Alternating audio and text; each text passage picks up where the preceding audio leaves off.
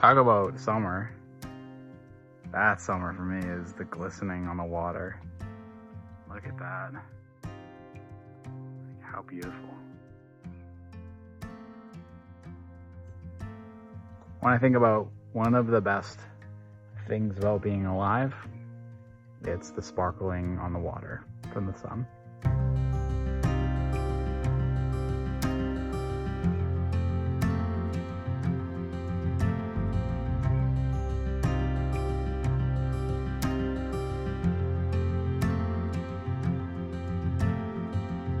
Trying to hold it up.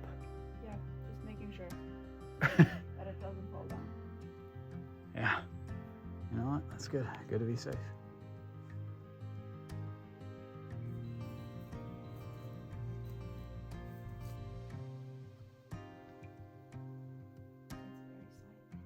Yeah.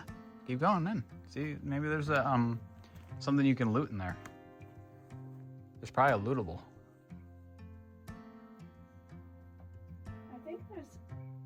There's sun shining from somewhere. Really? So I think this is like several boulders in one. Oh yeah. Anyone ever see the descent?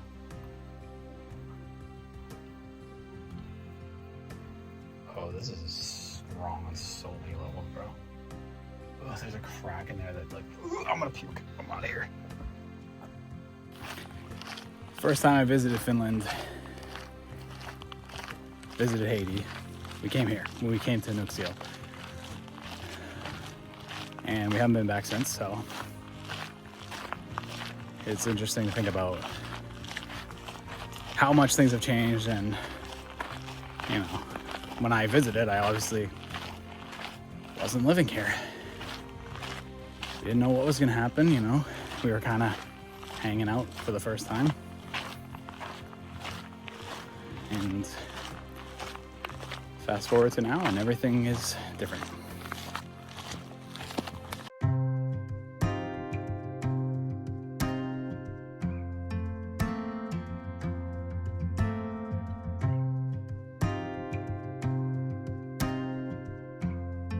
Yeah, I would assume that this is fresh water. I would assume this is just a lake, but it's brackish.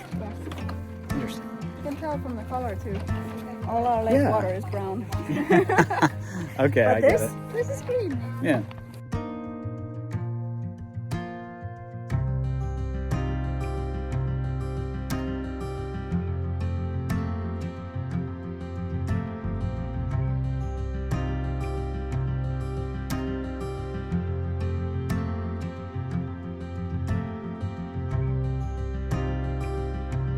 My skin is so red. I never thought that could happen in Finland. But the sun is a trickster here. Makes you think that it's not going to burn you, and then it destroys you. It destroys you, yeah. In the deepest and darkest moments of winter, summer feels like a stranger. But it's in the unfamiliar that we find adventure. We remember it in our hearts from the times when we were kids, when we felt like the world was infinite and it was for us. But it still is. So when you feel the winds of adventure pulling you somewhere new, somewhere strange, you better raise your sails. Because we don't have that much time left here. Fear is the crypt in which dreams die. Like all feelings and emotions, it's important to feel it. But it's important to not let it control your life as well. Because there's so much worth seeing here. You deserve a life filled with running towards things, of beautiful people, and laughter, and hope. You deserve this. I don't know if anyone's ever told you that, but it's true. Someone finds me out here like this, they're gonna think I'm drunk. Y'all got a lot of drunk people here. Like, I'm kind of worried about people that I see. People stumbling around at 10:30 in the morning, like plastered, slamming on a bar door because they're trying to get in, because they're too drunk to realize that it's not open. I worry about some of y'all. I really do. I'm wearing a coat in July. I don't really understand what that means. I don't understand if we're getting a cold front. My wife has seemed to say that sometimes autumn comes a little bit early, or the weather can go back and forth, but it is almost autumn weather here right now. It's very interesting. I'm getting all hyped because I love autumn, but also I'm like, am I done with summer? I don't know. Sometimes I think that things move too fast for my brain to process. I feel like I'm always like just trying to keep my head above water. And I don't know if it's because I put too much pressure on myself or I feel too much external pressure. I feel like it's been a lifetime of disappointing others because I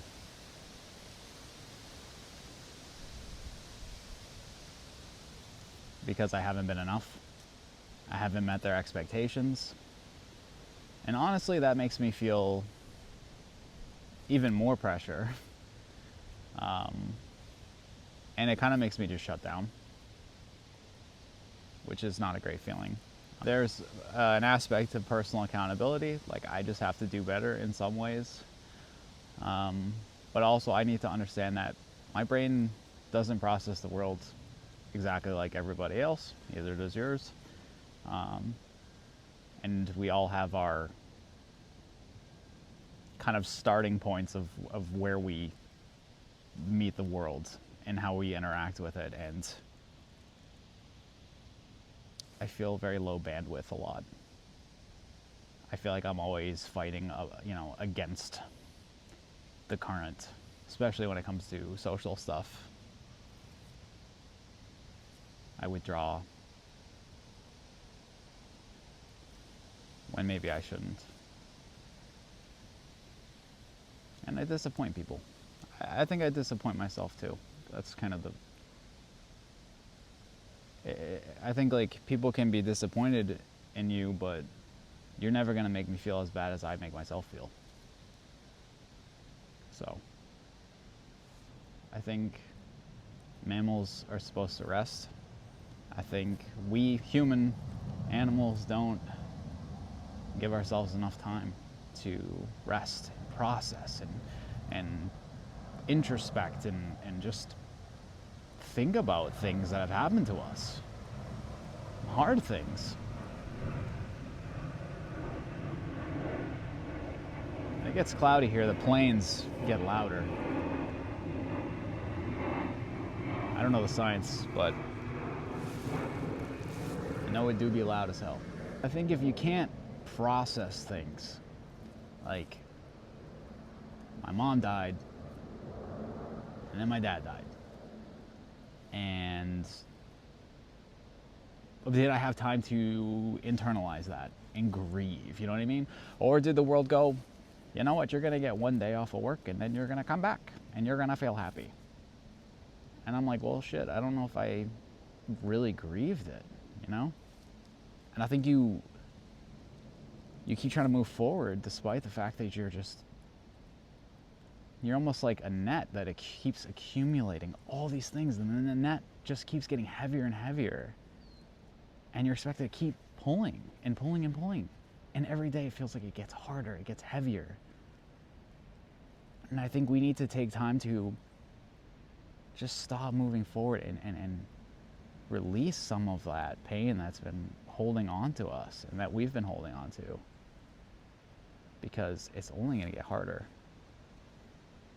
And I think I feel like I am extremely prone to emotions and feelings, and I'm sensitive. That's what I was always called when I was a young kid. Sensitive and shy. But I feel deeply. It is hard. It's hard to feel. And especially in a world of people that are calloused and don't want to feel, and don't have feelings for other people, don't have empathy. It's tough to have empathy. It's tough to feel, but it's human to feel. There's a woodpecker. I love birds. I loved birds before I became somewhat middle-aged. I was birding in my 20s, so I was ahead of the curve. Yeah, it's tough to feel like you're disappointing everybody else, and also you're disappointing yourself. It's kind of like it's just pain all around. I want to do better for me, but I have to deal with my own ability or my own need to always have external validation, and sometimes it's okay to disappoint people if it keeps you here on earth, if you need to preserve your peace. That's kind of been my story. I don't want to let people down, but I'm having a hard time. I have mental health problems like I do. I know I seem like, I seem extroverted on here, and I don't know, like I'm a go-getter, but man, every single time we make a vlog, it's tough, man. It's hard, especially if there's like social components. I'm scared to death. I know that I'm probably beating a dead horse at this point talking about that. You guys are probably sick of it, but I want to be raw and honest in these vlogs, and I think honesty is needed. And I think vulnerability, showing, lowering your armor and showing your pain can let other people know that they're not alone, and that's important. If I had to give you one piece of advice, if you are struggling with your mental health, go outside. Just be. Leave the phone at home. Don't get lost and die. Maybe take a map, like in the old days. Unplug. Listen to the wind in the trees. And let your mind process things that have happened to you and feelings that you're having. Woo! So windy.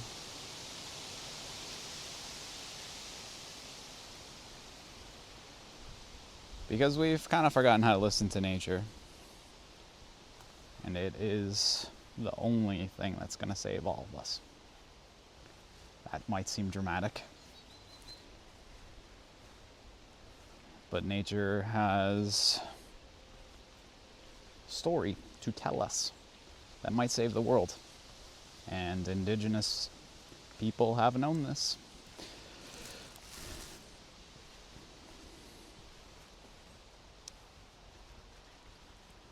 I don't think we need technological progression to save the world at this point. I'm not saying it's not good for the world, but I think that we need to remember where we came from. It is because of the trees and the phytoplankton that I can even breathe. It is because of the pollinators that I can pass food through my lips. We come from nature. We are nature. It's best not to forget.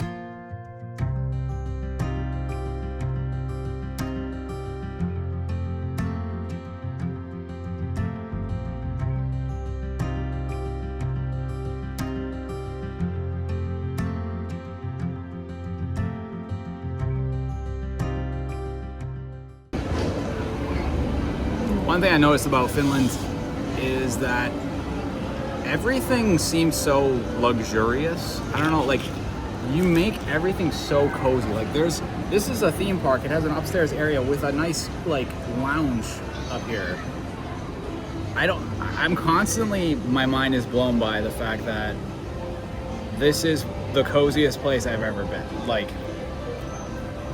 all your indoor spaces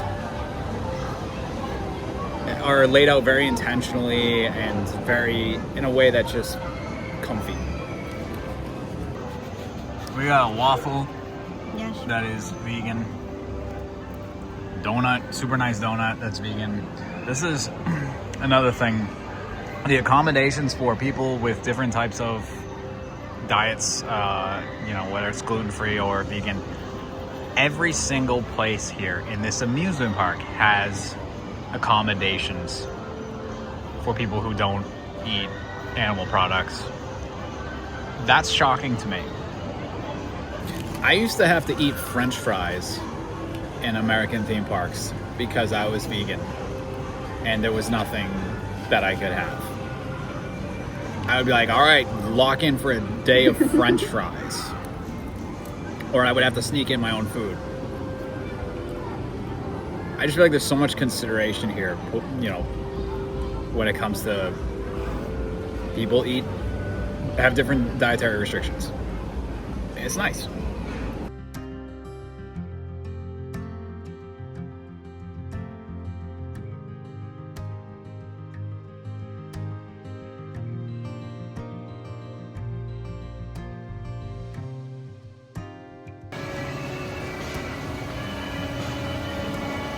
You getting anything on the periscope? All I can see is rock.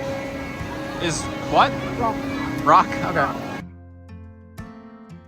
Life is bittersweet because I feel like every time I do something awesome or I have a milestone in my life, like I got married, you know, someday I'll have kids, and my parents aren't going to be here to see that. They weren't here when I published my book either. If they could have stayed just a little bit longer on Earth, they could have seen me when I got things together, when I figured things out. They could have seen what I became. I still, to this day, want to text my dad when something really cool happens, or some news comes out about a new Zelda game. But I think in life, there are seasons, just as in nature. We have to take the good with the bad, even when it hurts. Because love, being able to experience love, the greatest thing anywhere, it's worth it.